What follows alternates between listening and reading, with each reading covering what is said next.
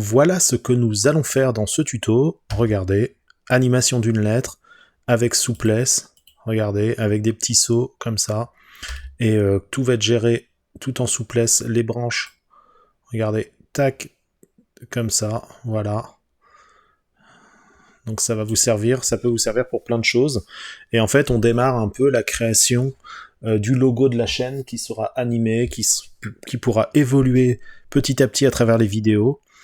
Et donc je voulais partager justement un tuto pour que vous aussi vous puissiez réaliser ce genre de choses. Et salut les gens, et si on essayait aujourd'hui de créer un espèce de logo pour la chaîne T-Geek, mais avec de la souplesse de l'animation qu'on pourrait mettre en intro de chaque vidéo, et qu'on ferait évoluer en fait petit à petit, justement en fonction des saisons, on rajouterait des petites choses, etc. Ce serait la mascotte. On pourrait même en faire une petite mascotte, pourquoi pas, on va voir où ça va nous mener, mais pour l'instant, on va faire quelque chose de base, quelque chose de souple, quelque chose d'intéressant, et quelque chose surtout d'animé. Pour ça, regardez bien, je supprime le cube, ici, alors je vais activer les touches pour que vous voyez un peu ma démarche sur ce que je vais faire. Voilà, hop, touche 1 pour aller de face, vue de face, dans Blender, et on va ajouter un texte, par exemple, on va passer par là, le texte... Je vais venir en vue de dessus pour voir le texte, vu que le texte, vous voyez, il est mis à plat comme ça de base, donc je vais faire une rotation R, X, 90 degrés, car rotation, touche raccourci c'est le R, j'indique après l'axe sur lequel je vais faire la rotation, et je rentre les degrés sur le pavé numérique de Blender. Dans mes réglages du texte ici, je vais cliquer ici sur les données de texte ici, les propriétés du texte, plutôt que d'avoir ici à gauche mon texte qui s'écrit comme ça, je vais me mettre au centre, histoire que ça mette mon texte au centre.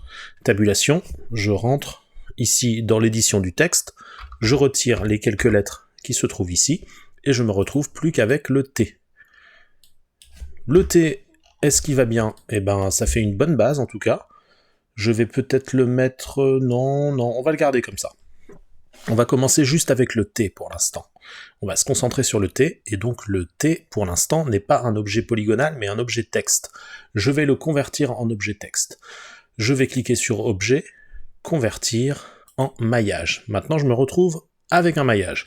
Si j'appuie sur Tabulation, je ne peux plus modifier le texte, mais regardez bien, j'ai mon fichier texte de cette façon-là. Bon, alors là, déjà, j'aime pas trop ce que j'ai ici visuellement. La modélisation, avec cette espèce de segment au milieu qui ne mène à rien. Alors je vais prendre la sélection de segments ici, je vais sélectionner un segment, Shift pour ne pas perdre la précédente sélection, je sélectionne le deuxième segment, et là je fais touche supprime, supprimer arrête, certainement pas. Je vais dissoudre l'arrête pour pouvoir conserver ma forme générale. Dissoudre l'arrête, ça ne marche pas bien. Bon, je vais prendre juste une arête, on va tester, supprimer, dissoudre l'arête, ça ne marche pas bien. Bon, la modélisation n'est pas idéale alors, ici, et ben ce que je vais faire, je vais supprimer ce point-là et ce point-là, mais cette fois-ci bien supprimé. Je prends ce point-là, je supprime les sommets, et là, cette fois-ci, je n'ai plus que ça ici. Ok. Je vais supprimer le bas, tant pis pour la modélisation à partir du texte qui n'était pas terrible. Je supprime ici les sommets, et regardez, c'est tellement simple, vu qu'on a la base de ce qu'il nous faut, c'est-à-dire que je prends tous ces points-là, je fais une extrusion vers le haut, Z, j'ai même pas besoin de l'indiquer, ça fonctionne, je me mets ici, je prends la base ici de ma barre de base, ici, je fais une extrusion vers le bas, ici, sur l'axe Z, je clique ici, et ces deux points, je les garde sélectionnés, je déplie mon menu N, je mets éléments, et sur Z, ces éléments, je vais les vouloir à 0 sur Y, hop, plutôt sur Y, je les remets à 0, histoire qu'ils soient bien en bas ici. Et ça y est, j'ai mon T qui est correctement modélisé normalement. Ouh là, je me rends compte que non. CTRL Z, décidément, le maillage à partir du texte n'est vraiment pas bon. Mais c'est pas grave, regardez bien, je fais ça, tac, je supprime ces points-là, supprime les sommets. Voilà, c'était ça le problème en fait. Ok, c'est pas grave. Et ben je vais prendre ici mon segment du bas, tac, supprimer l'arrête. Voilà, je me retrouve qu'avec ces points-là. Alors là, je suis en train de refaire complètement la modélisation, car on se rend compte un petit peu des soucis qu'on a avec la modélisation du texte, mais c'est pas grave, ça vous permet de voir un petit peu des manipulations sur Blender. Je prends la sélection de points, je vais conserver ces points-là, mais ici, hop, je vais extruder. Regardez, même là, on n'a pas du bon, là. Supprimer, sommet. Ici, j'ai supprimé, sommet. Bon. En fait, on refait tout à zéro, parce que c'est mal foutu. Je sélectionne tous ces points ici, F, voilà, cette fois-ci je fais une face, je me mets en vue de face, ici, on va se dire, notre épaisseur ici, peu importe. On va aller maintenant chercher des boucles de polygones ici, je prends une boucle au centre ici, je vais mettre quelques cases ici, hop, ici, et une autre ici, je garde le clic enfoncé, 1, 2, 3, 4, 5, j'en fais 5 de l'autre côté aussi, 1, 2, 3, 4 et 5. Bon, ça me paraît un petit peu trop par rapport à l'épaisseur ici, c'est pas grave, je prends mon outil de sélection ici, je sélectionne les deux, et je fais un S sur X, et j'ajuste. Bon, je pourrais les compter, hein. 1, 2, 3, 4, 5, 6, 7, 7 et demi. 1, 2, 3, 4, 5, 6, 7, 7 et demi à peu près. Bon, on va être bon. Cette fois-ci, je prends mes polygones du bas, ici, je vois bien qu'il n'y a pas de points superposés, sinon j'enverrai des noirs ici, certains points noirs. Et là, j'extrude vers le bas, j'indique l'axe Z, et puis on va faire comme ça. Voilà. Bon, on s'en est sorti. Ça va être notre... Et puis, bon, c'est les points du bas, supprimer, sommet, ok. On s'en est sorti, ça va être la base de notre T, finalement, on aurait dû passer par juste des extrusions à partir d'un plan, ça aurait été plus rapide. Mais bon, c'est pas grave, on découvre ça. On découvre les joies du maillage, qui n'est pas terrible à partir du texte, on pourrait améliorer ça dans Blender. Bon. Si vous avez des solutions d'ailleurs pour le rendre très rapidement exploitable, beaucoup plus rapidement que ça, n'hésitez pas à me le dire. On y réfléchira. Ici, je reprends tous mes points, j'ai Z, et je les abaisse vers le bas, à peu près ici, comme ça. Voilà. Maintenant, j'ai ma base ici, donc il y a plusieurs solutions. Je pourrais extruder. C'est ce qu'on va faire. J'extrude ici. Ça y est, j'ai monté.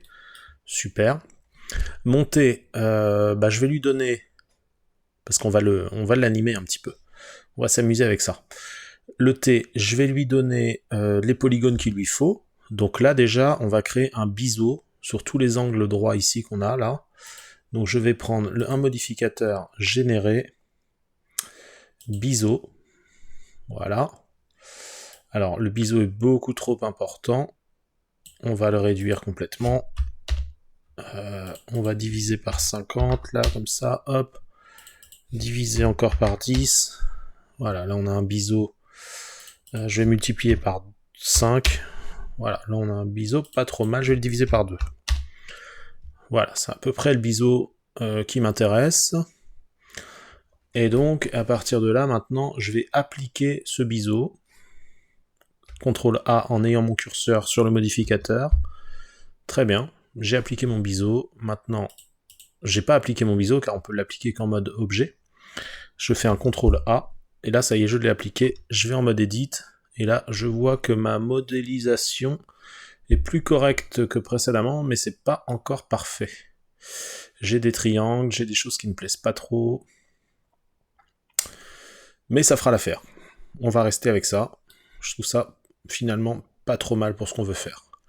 Maintenant, je vais créer ici des boucles de polygones. Je vais en créer une ici, une ici, une ici, une ici, une ici, histoire de pouvoir déformer facilement mon T et m'amuser donc avec lui. On va le faire un petit peu marcher, par exemple. On va voir comment on va faire ça. Oui. Ok, donc ma lettre T ici, eh ben, je vais passer en mode objet et je vais lui créer une armature. On va pas perdre de temps. Nos échelles sont bien de 1, 1, 1, c'est parfait.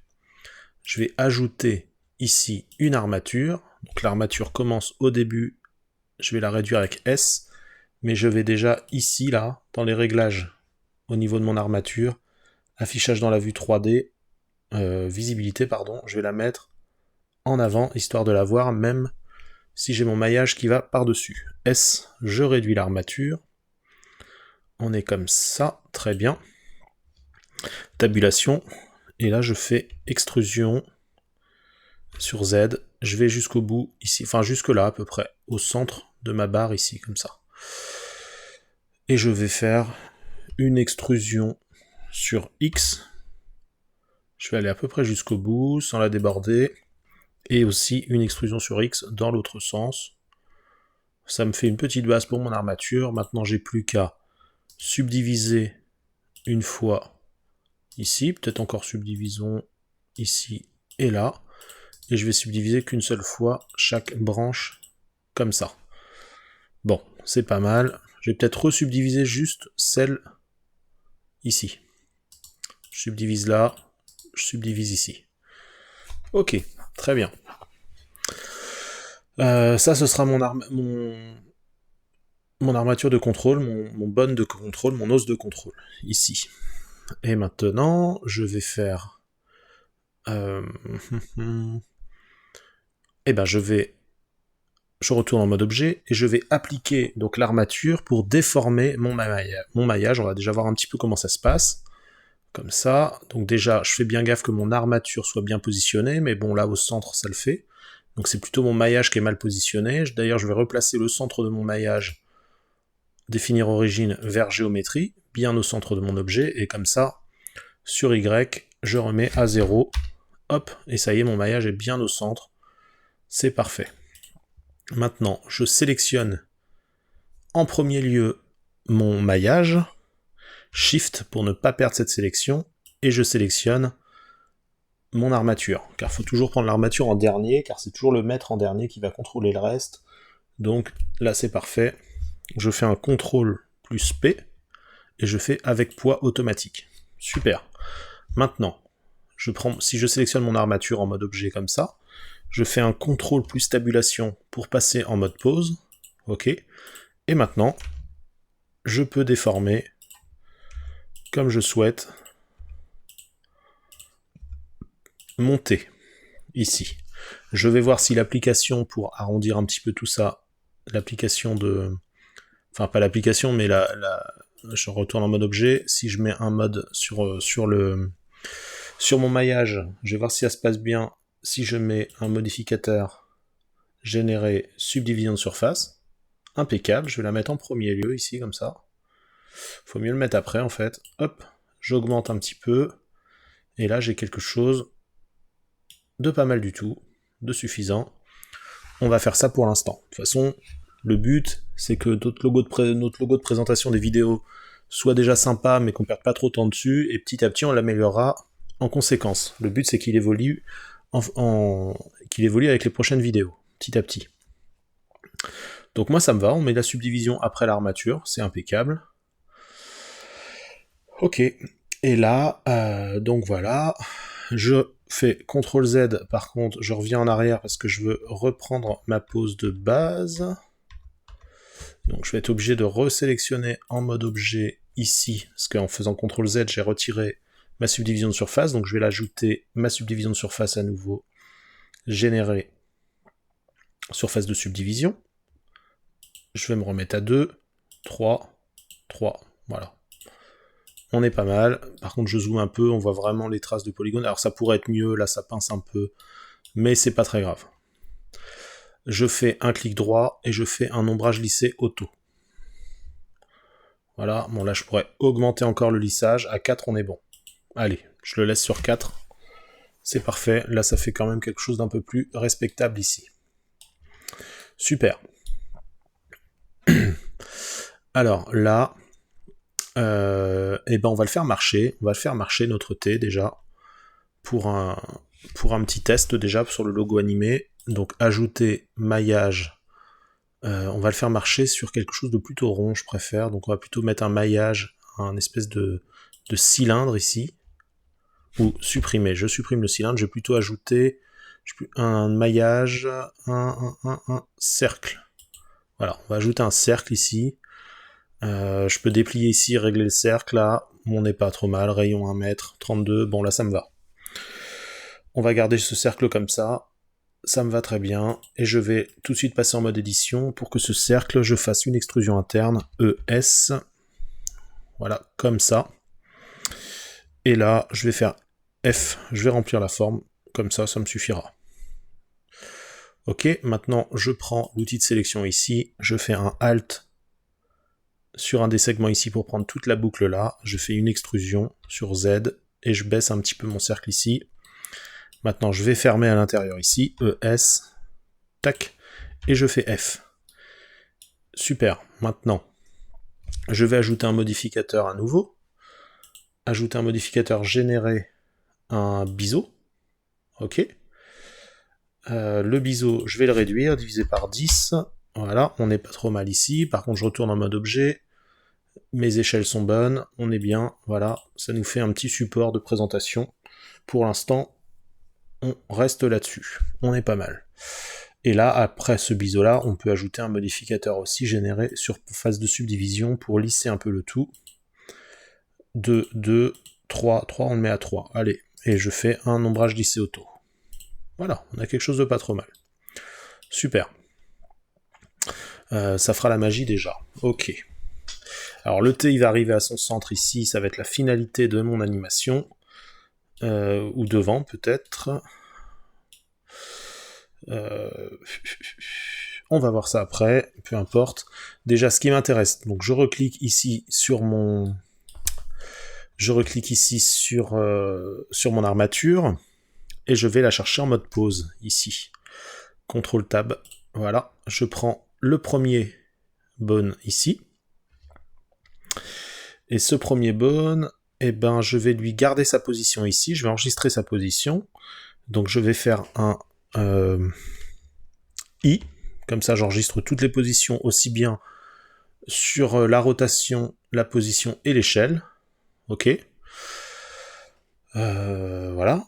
Bon, je pourrais supprimer l'échelle, hein, mais bon, on pourrait le faire dès maintenant. Hop, comme ça, on va dans l'éditeur de graphes. Ici, je déplie les positions. Et là, je supprime l'échelle. Mais bon, peu importe, ça n'allait pas nous gêner plus que ça non plus. C'est pas grave. Et je retourne ici, je vais réafficher ma timeline. Donc on va dire que là, il apparaît, donc cette clé-là, c'est la position ici de ce bone-là. On va dire qu'il apparaît ici, il est ici à l'image 100. Ok, c'est-à-dire qu'avant, il va faire un petit chemin. C'est-à-dire qu'on pourrait le faire sauter un petit peu comme ça. Donc je le mets à 50. De toute façon, vos clés d'image, vous pouvez les déplacer après. Hein. C'est pas grave si c'est pas au bon endroit sur la timeline. Il suffit juste de cliquer sur une clé, vous la déplacez comme vous le souhaitez. Ici, eh ben, je vais faire reculer ma clé. C'est-à-dire, je la sélectionne ici en mode pause. Hein. Vous prenez le tout premier ici, le tout premier bone, os. Donc G sur Y, et je vais le mettre un peu en arrière. Pas beaucoup, parce que je vais faire un saut comme ça, voilà. Et ici, j'enregistre la position. Alors, je vais faire un I, mais cette fois-ci, je positionne mon curseur sur la timeline ici, I. Comme ça, je fais seulement les canaux sélectionnés. Hop. Comme ça, si je vérifie ici dans l'éditeur de graphes, je vois bien que de cette façon-là, j'ai pas recréé une clé pour les échelles. Je repasse ici sur la timeline, c'est parfait. Hop, je me mets là. Alors, j'ai pas créé la clé en fait. Seulement les clés sélectionnées, on a dit. Donc ici, je me repositionne sur l'éditeur de graphes. Il faut que j'ai les clés sélectionnées. Donc on va prendre toutes nos clés, ou alors on aurait pu, ici, même si elles ne sont pas sélectionnées, vous faites juste touche A, comme ça sélectionne tout l'ensemble de ce qui est ici. Alors attention, si vous avez le curseur ici et que vous appuyez sur la touche A, vous allez sélectionner tous les os, c'est pas le but. Hein. Donc sélectionnez juste le premier os ici, vous mettez, en fait ça sélectionne en fonction de quel endroit vous êtes, à quel endroit vous êtes dans la vue ici. Donc là, si on se met sur l'éditeur de graphes, on sélectionne toutes les clés. Elles sont sélectionnées, je retourne sur la timeline, et donc à 50, on a dit qu'on faisait reculer G, Y, la lettre T. Ok. Et donc là, je fais I, canaux sélectionnés. Cette fois-ci, ils étaient sélectionnés, donc là, j'ai un mouvement comme ça. Le truc, c'est que au milieu, ici, Quoi qu'il va descendre, il met peut-être un peu plus de temps pour sauter. Enfin bon, c'est pas grave, on met à peu près au milieu ici. Donc on est au milieu de notre courbe ici, de notre ligne d'animation. Et là, G, Z, je veux qu'au milieu, il soit un petit peu plus haut. Ici, super. Et là, je rappuie ici, I, canaux sélectionnés, très bien. Maintenant, mon animation est fait ça. Ok. Je vais me mettre en vue de côté. Touche 3 du pavé numérique. Et là, quand il saute, j'aimerais bien qu'il prenne un petit peu... qu'au milieu ici, il se mette un peu en arrière comme ça. Donc petite rotation. Ce qui est bien, c'est que dans cette position ici, eh ben, ça me permet de faire R directement sans indiquer d'axe, vu qu'on va faire la rotation par rapport à une vue 2D, comme ça, c'est parfait. Je refais I, tous les canaux sélectionnés. Voilà, comme ça déjà, mon saut, il est un peu plus sympa. Et là, entre les deux ici, vous l'aurez compris, je fais une petite rotation ici. Et là, je vais faire K directement, et je vais juste mettre disponible. C'est aussi une autre solution pour pouvoir sélectionner uniquement les clés que j'ai utilisées. C'est peut-être même encore mieux. Et là, je regarde un peu mon animation, ça fait quelque chose comme ça. Bon, c'est un peu lent, ça. Le saut, il est un peu lent. Et ben, je déplace un peu les clés. Voilà. On va tout déplacer. On va réduire avec S, G. Voilà, on va réduire, on va augmenter la vitesse d'animation. Et là, c'est un peu bizarre. Le temps, il est un petit peu... Donc, vous replacez les animations. Hop. Hop. Ok, pourquoi pas.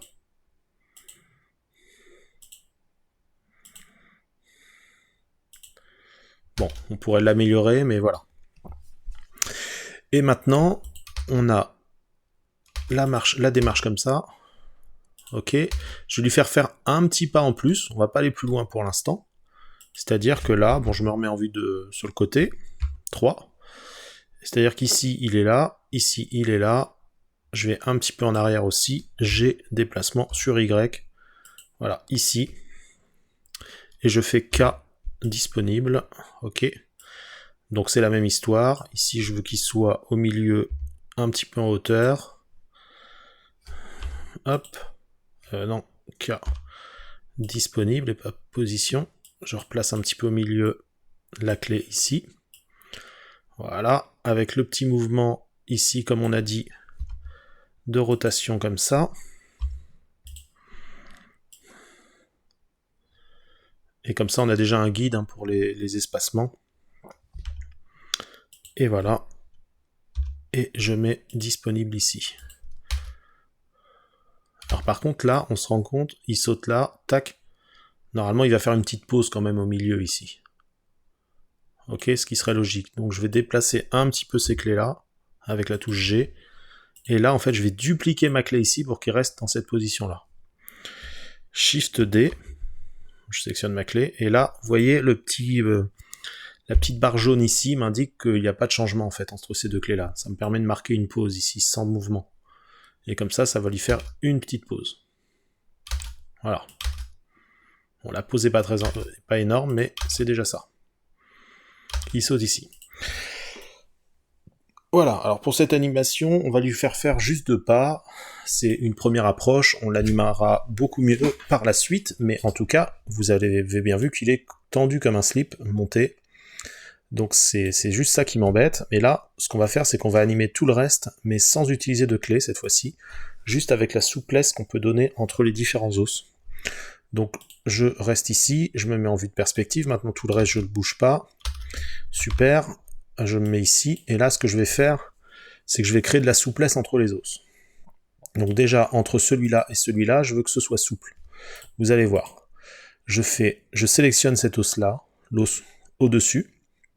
Shift, je sélectionne celui du bas. L'ordre est très important. Je fais un CTRL SHIFT C. Je vais choisir un suivi amorti. Je vais prendre ici la contrainte du suivi amorti et je vais baisser son influence un peu. Voilà. Maintenant, je vais vérifier l'animation, vous allez voir. Hop, ça y est, on commence déjà à avoir de la souplesse à ce niveau-là. Je pense qu'ici, on n'a pas besoin de recréer de la souplesse. Je vais juste créer de la souplesse ici une fois de chaque côté pour que ce soit un peu plus sympa dans ce sens-là. Je reviens au début, ici, peu importe quelle position. Je vais créer de la souplesse entre ces deux os-là et entre ces deux os-là. Je prends cet os-là, shift celui-là, je vais ajouter une contrainte suivi amorti, et je vais réduire à peu près entre 600 et 700. Je prends celui-là, shift, ici, ajouter une contrainte suivi amorti, je réduis un petit peu. Maintenant, je regarde l'animation. Bon, ça pourrait être mieux, mais on a déjà une base de quelque chose. Là, la souplesse, ça se passe pas au mieux. Je trouve que là, peut-être qu'on aurait peut-être dû faire à ce niveau-là, je vais faire CTRL Z, je vais retirer mes deux suivis amortis ici. Hop, et ici, je vais plutôt le faire entre ici et là. Tac, comme ça. CTRL SHIFT C, suivi amorti. Voilà, on va tester comme ça. Et on va voir ce que ça donne cette fois. Je préfère. Super. Voilà. Super, ok. Bon, l'animation est assez basique, mais c'est pour une première approche. Ok. Et donc, je vais positionner la caméra par défaut ici, dans la vue courante ici, c'est-à-dire que ma vue subjective sur laquelle je vise ici monter, je vais mettre la caméra dans cet endroit-là, je fais un Alt-Ctrl 0, je zoome un petit peu pour placer bien mon cadre de vue de caméra ici correctement pour que je sois pas gêné, je mets ici dans vue, je mets caméra à la vue. Yes. Super. Comme ça maintenant, je peux déplacer ma vue et je vois exactement ce que la caméra va voir ici. Bon, on va voir un petit peu quelques textures, on va pas aller très loin, on va juste mettre en dernière position pour voir ce que ça donne. Donc là, bien sûr la lumière n'est pas correctement placée, mais je veux pas que la vidéo dure trop longtemps, je crois qu'elle dure déjà pas mal longtemps, on fera plusieurs étapes pour nos petites animations comme ça. Ici, voilà, le T de T-Geek. Ici, ce qu'on va faire, c'est on va chercher ici juste une couleur de fond différente. On va mettre du bleu. Un bleu sympa, un bleu qui fait un peu rêver. Hop. Voilà, un peu comme ça, ce sera très bien. Et ici, le T, on va le mettre de quelle couleur? Alors, je sors du mode pause déjà. Je prends mon T ici. On va lui ajouter une petite texture. On verra la couleur. Pour l'instant, je vais le mettre en rouge. Un joli rouge aussi, voilà, comme ça, assez fort. Pour l'instant, on laisse comme ça. Et le sol ici, alors il est pas mal en blanc. Mais on va lui baisser la rugosité pour qu'il brille un petit peu, pour qu'il fasse des reflets un petit peu, voilà. Ma lumière, ici. Alors, je vais faire touche 0 du pavé numérique pour sortir de la vue. Vous voyez, ça donne une petite brillance, assez sympa. Et je vais chercher ma lumière et je vais la placer plutôt devant.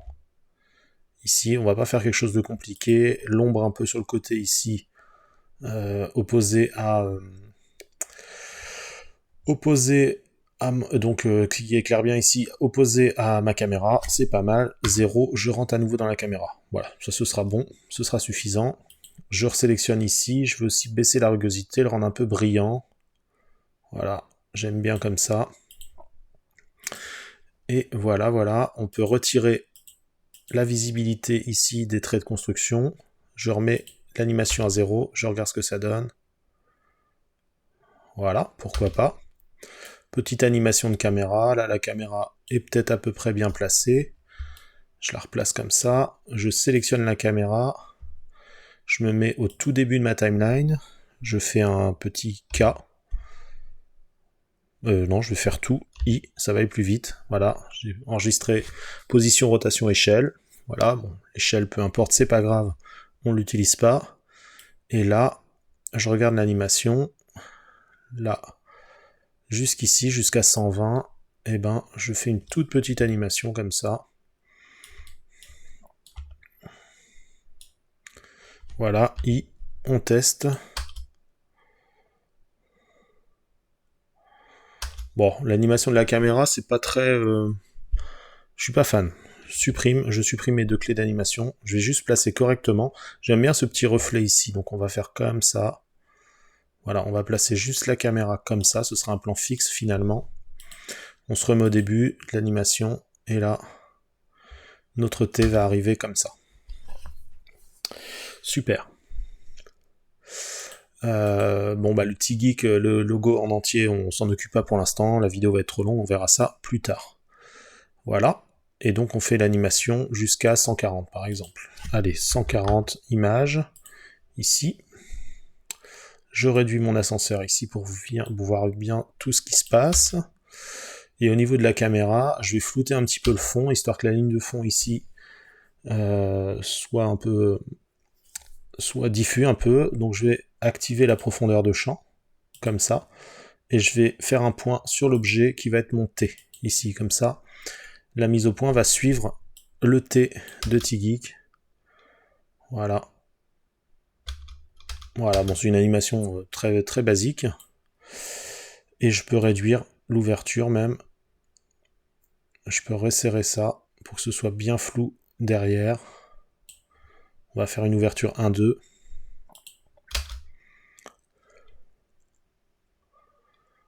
Voilà, alors le petit défaut, là c'est trop lent en fait. Tac, quand il saute, c'est trop lent. Donc je réactive mes traits de construction, je prends mon armature, je fais contrôle tabulation, je reprends cet os là, et là j'avais dit que c'est quand il saute c'est trop long, donc je vais resserrer ici. Ouais, même ici c'est trop long, je resserre. Voilà.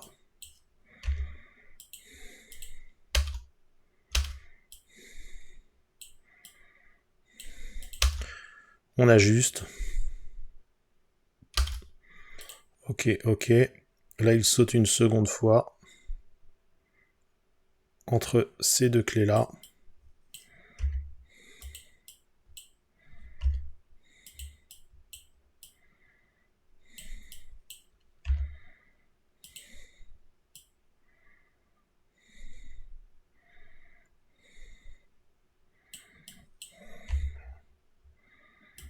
Ok.